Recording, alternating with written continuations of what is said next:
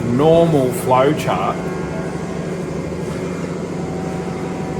you might have something that looks like this, where you have your flow CFM and your valve lift, and you get something that looks like that. But in reality, in the engine, we've got something more like this. It's symmetrical because we've got the valve opening and the valve closing. Now when the valve's opening down here, the piston's coming up, the exhaust valve's open. So what we get here is when we're using the energy or the momentum of the exhaust gas flow to start the inlet valve flowing.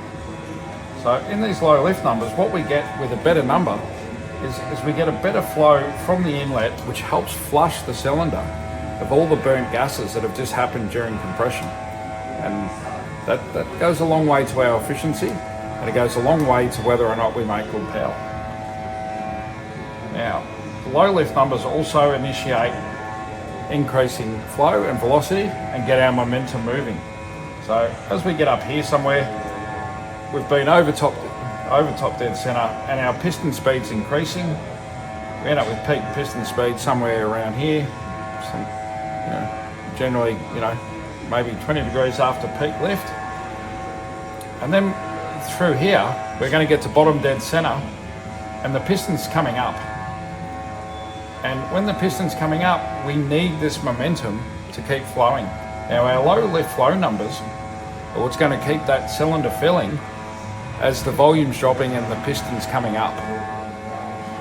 So in the worst case scenario, if we put too big a camshaft in and the inlet valve's still open and we can't flow any more fuel and air into the cylinder, we're going to pump hot gas back up the inlet, and that's going to cost us a lot of power.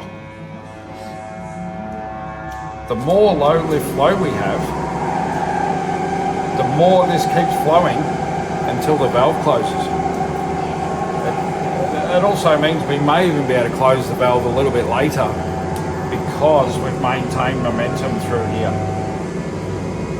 So that's my theory on why low lift numbers are important, and it's also my theory on why inlet valve closing is the most critical valve event.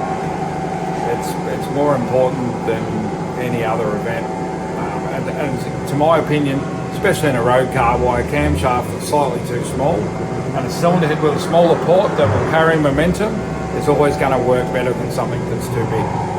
Thanks everyone.